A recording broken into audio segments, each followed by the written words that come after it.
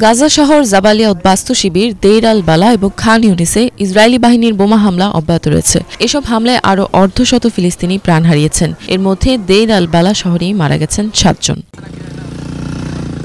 গাজায় যুদ্ধ শুরু হওয়ার পর থেকে ওদিকে পশ্চিম তীরেও সহিংসতার মাত্রা দিন দিন বেড়েই চলেছে। সম্প্রতি জেনিনে ইসরায়েলি বাহিনীর হামলায় ফিলিস্তিনের স্বাধীনতাকামী সংগঠনের 2 জ্যেষ্ঠ সদস্য মারা গেছেন। এই ঘটনার শোক জানিয়েছে স্বাধীনতাকামী সংগঠনটির সামরিক শাখা আল কাসাম ব্রিগেড। পশ্চিম তীরে ঘন ঘন ইসরায়েলি অভিযানের পাশাপাশি অবৈধ ইহুদি বসতি স্থাপনকারীদের অত্যাচারও সীমা ছাড়িয়ে যাচ্ছে।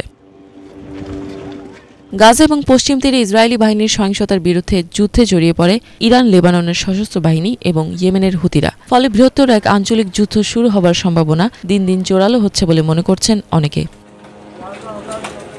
আজ রোববার আবারও মিশরের রাজধানী কায়রোতে গাজায় যুদ্ধবিরতির বিষয়ে আলোচনা করবে ইসরায়েলি কর্মকর্তারা। ওদিকে গাজায় যুদ্ধবিরতির বিষয়ে নেতানিয়াহু এবং অন্যান্য ইসরায়েলি কর্মকর্তাদের সাথে মার্কিন পররাষ্ট্রমন্ত্রী অ্যান্টনি ব্লিংকেনেরও আলোচনার কথা রয়েছে। গাজায় যুদ্ধবিরতি এবং বন্দি বিনিময় চুক্তিতে বিলম্ব হওয়ার প্রধান কারণ হিসেবে ইসরায়েলি প্রধানমন্ত্রী বেনিয়ামিন নেতানিয়াহুকে দায়ী করেছেন ফিলিস্তিনের স্বাধীনতাকামী সংগঠনের কর্মকর্তা ওসামা হামদান। গাজায় ইসরায়েলি বাহিনীর হামলায় এখন পর্যন্ত 40,074 জন প্রাণ হারিয়েছেন। আহত হয়েছেন 92,537 জন। ইফাত জাহান, বাংলাভিশন।